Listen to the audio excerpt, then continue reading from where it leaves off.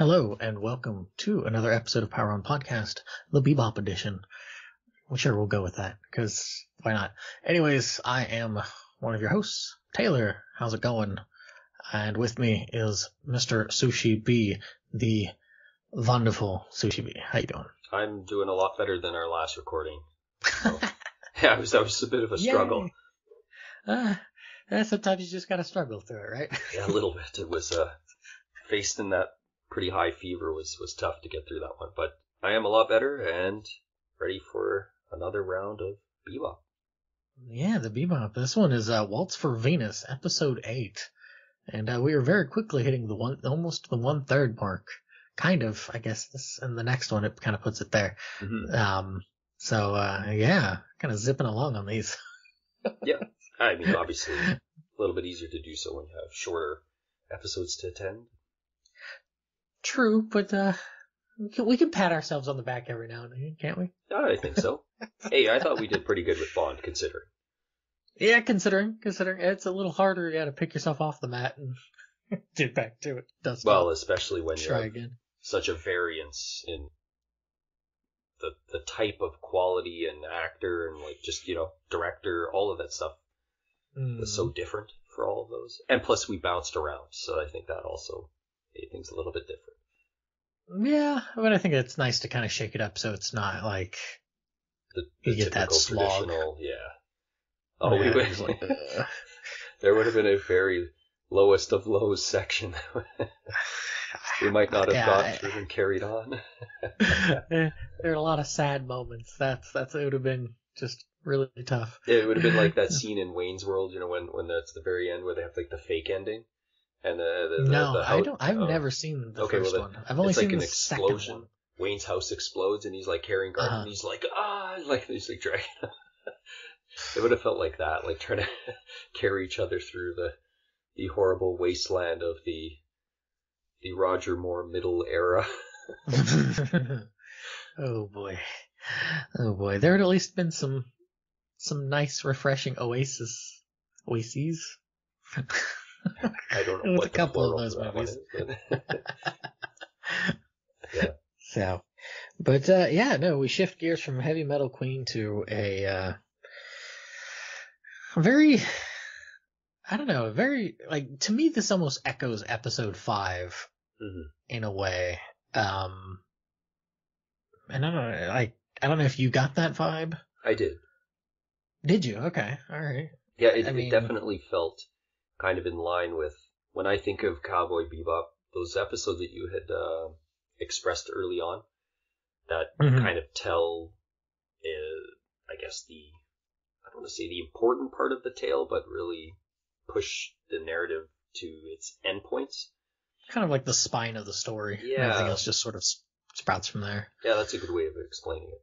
This one feels a little more in line with the flow and feel of those episodes, especially as compared to, say, the last episode, which still feels like a Cowboy Bebop show, but it feels like on the fringe, right? It's kind of on the outer rim of the main nucleus of what's happening. Mm-hmm. Yeah, I can see that. I think the kind of the crime guys in this are a little bit like the Syndicate, except a lot less organized. It's a very a little more clumsy. Well, that and it's a lot more pared down in the scale, as well as, even though there is death in it, it's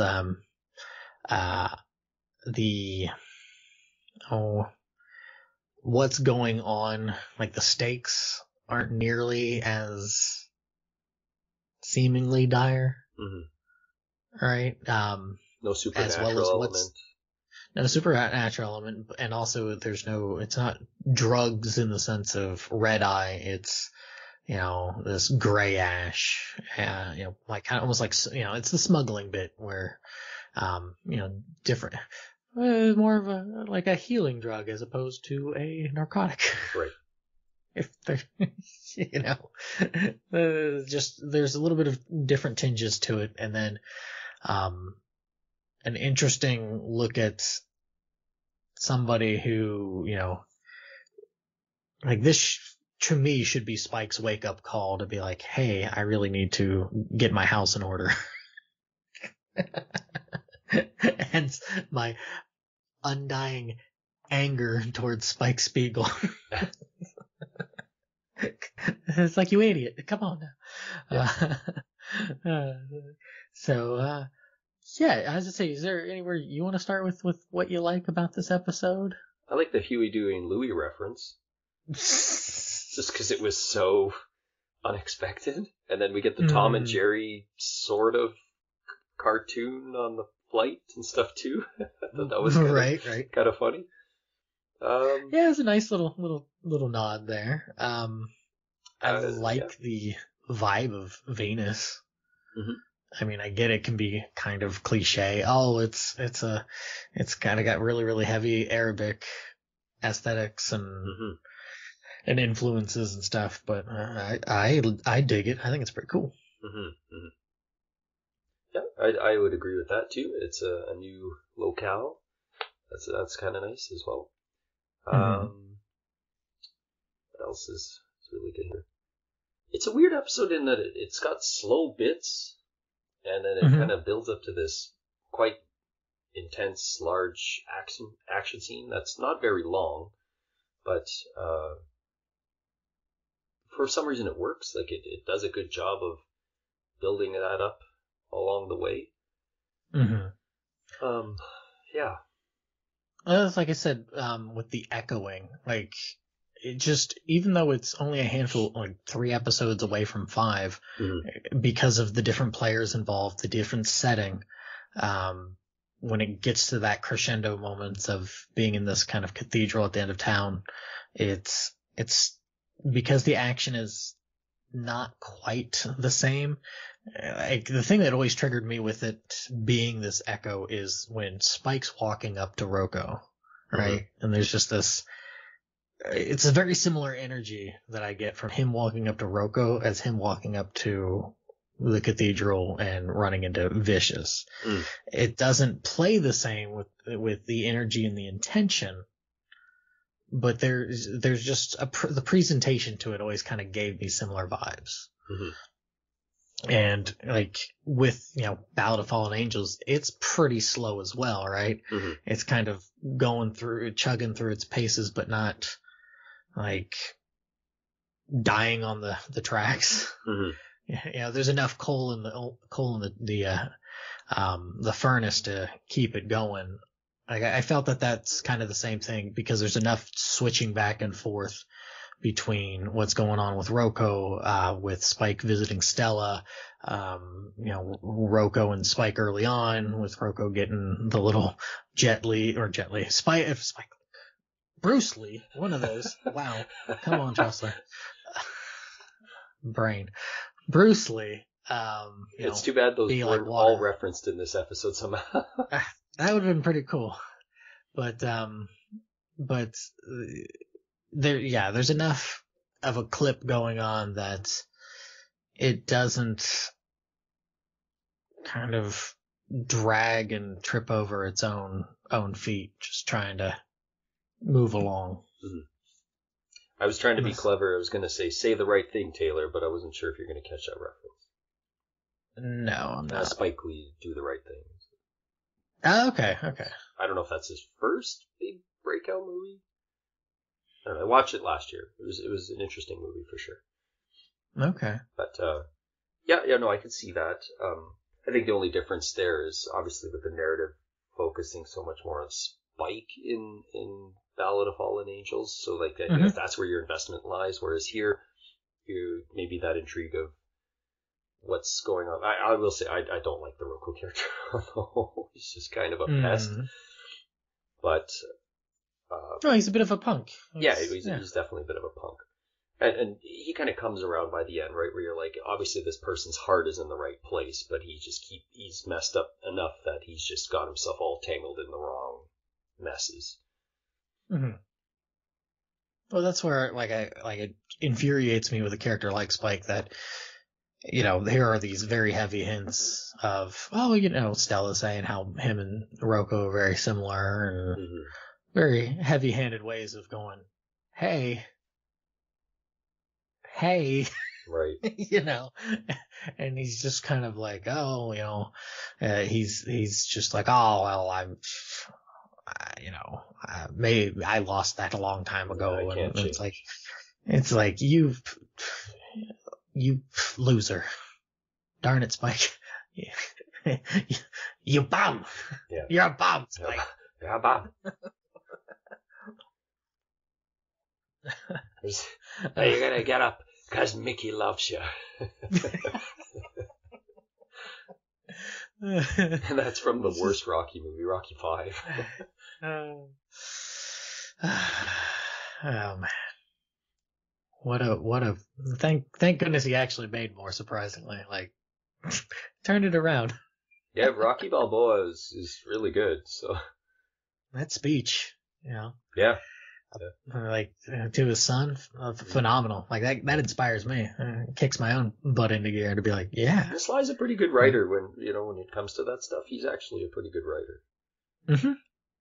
I think it's just being honest, right? Being honest, and not honest in a pointedly angry way, but just being honest about, like, hey, these are the hits I've had to take in life. So, but well,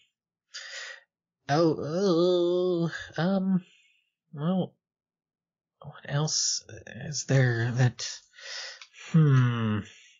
I will say it's nice that they, like, actually are successful in getting a bounty this time. For the first time in, what are we up to, episode 8 now? So crazy that it took that many episodes to actually see a successful bounty.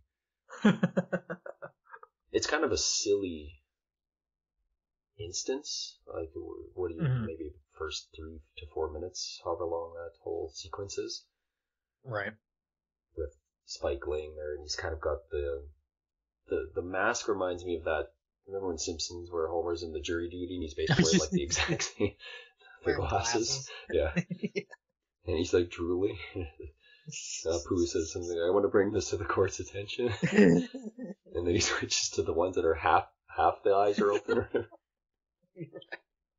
Spike's wearing essentially the same thing with the sleep eye mask. The night mask or whatever.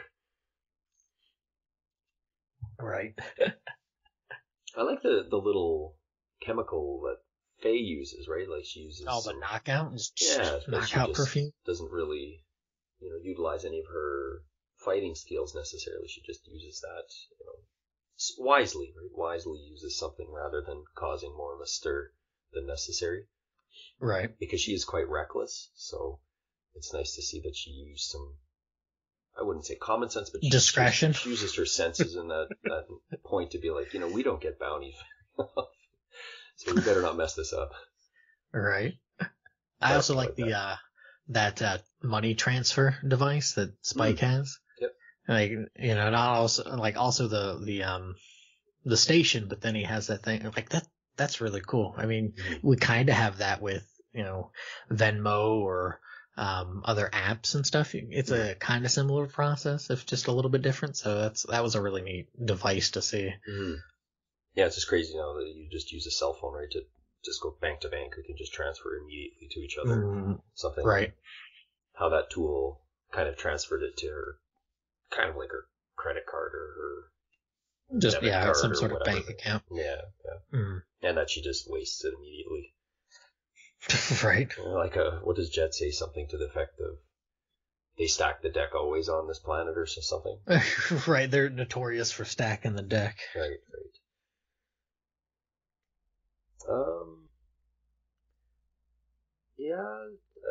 There's I do like the gang because they're kind of mysterious, but they're kind of like a little bit clumsy, but they're sort of, I don't know. I like it. It's a little bit refreshing rather than them be so on the ball with everything. Like, they're menacing enough, right? They're obviously some pretty bad dudes, but when you see that their bounty is not exorbitantly high, thinking, well, okay, they're important enough to put a bounty on, but they're not dangerous enough to have that high amount of a bounty on their heads. They're not bad enough dudes, is that what you're saying? I guess, They're not the bad dudes versus, was it something ninja? I can't remember. Just there's bad dudes after. But yeah, I'm bad. The president has been kidnapped. Right. Yeah, I mean, it is nice. I mean, there's been kind of a very hodgepodge, like different kind of bounties going on. This is a little bit more reflective towards, I would say, towards Asimov from episode 1 to a degree. Mm-hmm. I would say it's more in line with that than, and then on a much lesser scale, like with the Red Dragon Syndicate and stuff from episode 5, more in line with those than the others. Mm-hmm. Like, Kareem, I guess it's kind of similar to Kareem as well, but it's because it's really just him. You don't really get he's almost like a cell working unto himself that's in tandem with whomever he was trying to sell it to. Sell Ein to. It's just, yeah. So. Yeah, these guys seem like they could be underlings to the syndicate of some kind, right? Like that they would be used for a lot of the really low rung jobs. Or if they were super not worried about their expendability when it came to something. Well, it's be used for that. Yeah, similar to have you ever read World War Z? No. So in the book, there's descriptions of how certain fortifications would end up having little splinter groups that even if they may have fought with them, they would leave them alone for the sole purpose that it would weaken any sort of like zombie forces that were like starting to hound them. They could be kind of go to the weaker ones, they could kind of direct them towards that, or just, other sort of marauders and stuff like that it worked out well. And I could see a bigger syndicate using them as like, oh, well, they'll take care, they'll keep others busy and leave us alone to do our own business. Enough of a distraction kind of thing. Right. While they're kind of feeding them, little crumbs to be like, oh yeah, well, we need you kind of thing, or... Right, yeah, sometimes, I think that was another thing, was that they would supply them, certain ones that they would supply them as well to, keep them on a leash, but not, fully incorporate them so that there was at least some sort of buffer zone. Okay. So, you have any other good points or middling points, or? I like Spike's, like his sort of little spiel that he gives to Rocco, like just talking about being water and stuff and how reminiscent of that, that's something Bruce Lee would have said or to that effect. And because his style is Jeet Kune Do, so it's like, okay, that's kind of a nice little homage there to add that bit. Yeah.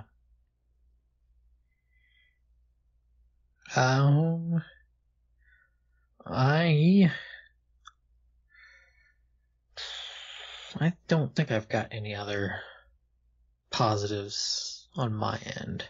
Okay. I also liked when Rocco is kind of being pinned up against that fence, and they're giving him the beat down, and that's kind of I presumed that was kind of a homage to the movie Chinatown, when the same thing happens to Jack Nicholson and they cut his nose. I kind of got that vibe that it was similar, because it's like the shots look kind of similar, and just the way that they're... Maybe I've never seen Chinatown. Oh, okay. Have you seen the pictures though? Like Jack Nicholson has his nose all taped up. So in the beginning he's fine, and then about, I don't know if it's quite halfway. I watched it about a year and a half ago now, roughly. Well, it was about 2 years ago. It's about 2 years ago now. And then like he's kind of getting too close to the source. So these guys rough him up, and they stick a switchblade up his nose, and then they like pull it out to the side, and then it causes a big gash, and that's why he's got, most of the images of him, the famous images of him, are in his hat and everything, but he's got his nose all taped up. because he got his nose cut open. This was kind of reminiscent of that, except he took the cigar right to the forehead, which didn't leave a very... You think it would have left maybe a bit more of a mark than just like a little bit more of a scar. Yeah. For being so fresh, too, right? Right. I mean, I'm not an animator, so I don't know how difficult that would be, but... I have to correct myself when I meant way back on the walking thing, of Rocco walking in the cathedral, mirroring Spike's. Okay. I think I misspoke on that. Oh, okay. But it's similar kind of vibes and stuff. Mm-hmm. Another thing I like is I like the music box music in this. Mm-hmm. Like at the end, and then also when Spike opens the music box. I thought that was a nice tune. Sounded very familiar to another song that I can't quite put my finger on. Maybe someone can throw it out there, but maybe I don't know which one you might be thinking of. I can't think of the name of it. If it comes to mind, I'll let you know. But I do like that. I thought it was a nice way of closing the episode, because this episode ends. I mean, I would say not. I thought, isn't it not like kind of like the Julia theme? Or am I maybe. Am I just tone deaf? No, I thought I can't remember the Julia theme. Like we're still far out on some of those episodes to come. So, I could have swore that was the Julia theme, but I could be completely tone deaf and just transplanted that in there, and it's like, oh yeah, it's totally Julia theme. Yeah, it could be. But I mean, this episode ends rather sadly, I guess. Mm-hmm. I was thinking bittersweet. It was like, no, it's not really bittersweet, right? It's definitely, it's more of a melancholy. It's erring on sadness because of just, Rocco's demise, and he doesn't really ask for forgiveness necessarily, but you kind of get the inclination of such, there's a regret that he couldn't have tried to at least, if he had been around better people, quote unquote, not like Spike's really a better person, but even just somebody like Spike, how maybe that might have helped steer him clear of being, getting shot and killed. Right. I mean, it's a very poignant kind of, not like abrupt in a bad way. It's just, he does the flip and you're like, oh, he did the thing. And then all of a sudden he starts to give the thumbs up and it's like, poof, and you're like, man, oof. Right. Like it cuts pretty quick, and it's, it's a bit, you feel bad, and you feel bad for Stella, and I think, as much of a punk as he is, that's, it's in the sense of a story, that's a really good thing to be able to be like, man, oof. It's just, it adds to the continued gut punches, though, that I know are still yet to come as well. Mm-hmm. That there aren't a lot of wins in this world, unfortunately. Right. And this is someone who's gotten on the wrong side of too many people, unfortunately, and then someone who is rather innocent is being affected by that. Mm-hmm. Yeah, she gets, hers is bittersweet. She gets the victory of, her venous sickness being cured, but, she loses her brother in the process. Yeah, because even when the plant falls, it basically instantly wilts away. It's you're just thinking, oh, geez, wow, that's abrupt. But it's kind of weird that this show has already kind of conditioned you to expect that he was going to die. You weren't thinking, oh yeah, he's going to make it through. And as soon as he does a thumbs up, you're like, oh, come on, he's going to get shot in the head or something. It's a little unfortunate that it felt kind of predictable. If that was the case. And that, I still think the presentation of it is still it cuts pretty strong. Yeah, no, I agree with that. Like even that's fine. Yeah. Well, and it's setting you up, like you said. There's not a lot of wins, and as the show goes along, the wins aren't necessarily these of successful monetary wins and stuff. It's the wins from within that really are what should kind of be motivating, or at least kind of switching the gears from being this stagnant sort of blech to a more of a driven kind of character. Yep. So, is there anything you sort of middling or don't like about this episode? Not so much. I mean, I know we kind of talked about, you said the pacing was a little slow here and there. Yeah, but yeah, I guess you could probably drop that in the middle. I can think of one thing I don't really care for too much, but other than that, there was one other thing. I thought some of the general shots in the episode looked kind of neat. Mm-hmm. Like the one that's basically the Blue Mosque. Yeah. And I thought that was kind of a interesting shot to put in the, and like you said, I know you said there was kind of a bit of an Arabic flair to some of the architecture and the peoples and stuff that were in Venus or on Venus. Mm-hmm. But it was like, that's just the Blue Mosque. Mm-hmm. Well, I think that but this also paints to like the diaspora of people leaving Earth because of what happens.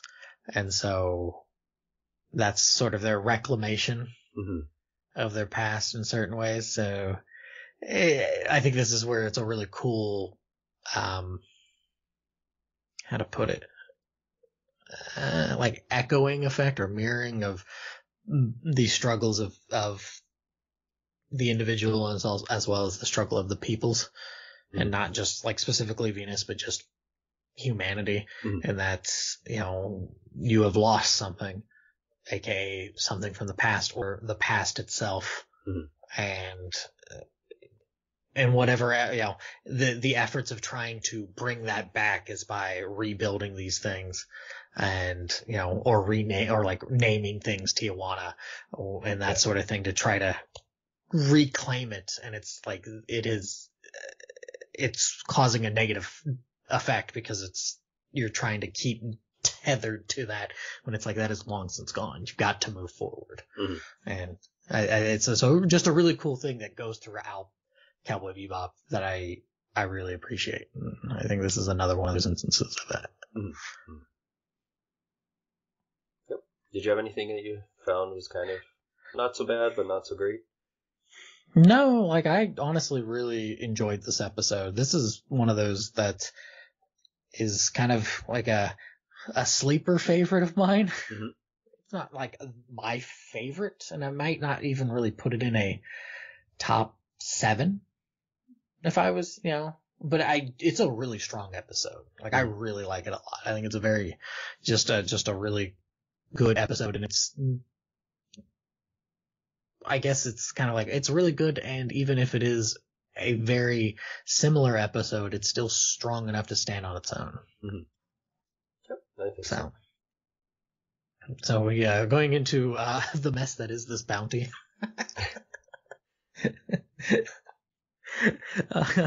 So we talked about this. Well, I do have a news, if I can quickly interject that. Nope. I wasn't super keen on the idea of just like Faye suddenly gone on a wild goose chase. It felt like it was just shoved in there to give her something to do. It's a bit of a shaggy dog. Yeah, again, it wasn't horrible. And like the scene where she walks into the bar and stuff was like, I love the setup and the coloring of it and everything. And how, all the guns get pulled and she just shoots them all away and stuff. And it's like, yeah, and it's like, this is fine, but she just goes on this random, like, I don't even remember how she gets sent on it, now I'm thinking about it. I think it's just her just going and Yeah, but where they meet up and Spike's like, I got Rocco, and then it's like, you two take care of the rest. mhm, It's like, that's a little unfair. Like, mhm, you're only going for one and they're going after how many others? right, And that's when Jet has Faye basically doing that. right, right. It's just like, I almost wish, like, yeah, there was something else she could have done. I guess, like, I know they want to keep the characters doing something, but it's like, well, Jet's kind of done nothing for 2 episodes now, right? Like, he's just basically stayed on the Bebop primarily and not really done anything, Right.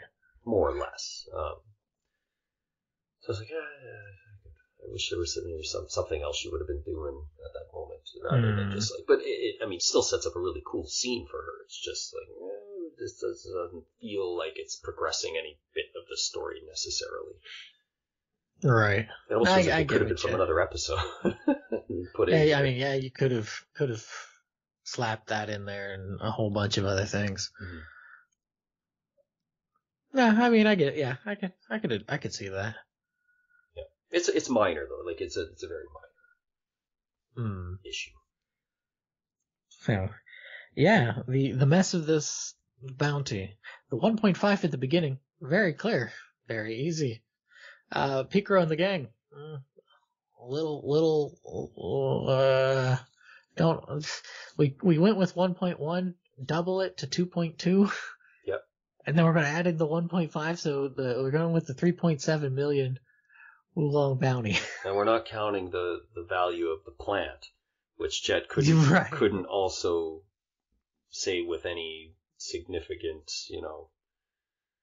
determinant to be like, well they could be worth tens of millions, he said, or something. Well, the plant itself had a specific answer. It was the seeds that could have. I think he said 8 million for the plant. Right, and then the seeds were just like invaluable. So right, he's like, you didn't get some, did you? Right? No.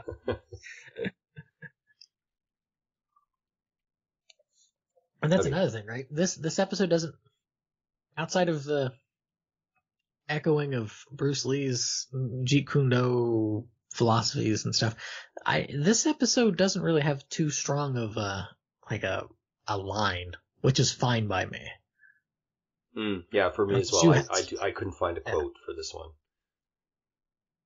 Outside of like the little quip where Jet's like, Lady Bounty's rather fickle or something, and then Faye's like, it's Lady Luck, FYI. Yeah. Which is almost kind of a nice hint. If, like, it's not, because that's just, like, you could argue that it's a nice hint at Faye's character, but it's more than likely it's just the writing of it. Right, so. I just remembered another negative. What's that? Some of the animation in this episode is rather sketchy. Like it looks like, I can't explain it, but there's parts where, especially like, when Spike is trying to teach Rocco, and he's supposed to kind of be in the distance, like he's behind him, and Rocco's kind of in the forefront, and Spike just looks like he's almost barely drawn. Like, there's no definition on his face, really. Like, it doesn't even look like he had a nose, and it's just really chunky. And then I noticed that a few times, like, when they're on the Bebop as well, when, like, Jet's on the sofa, and I'm like, it just looks like minimalist, like, for his features and stuff. And it's like, oh, that's kind of interesting.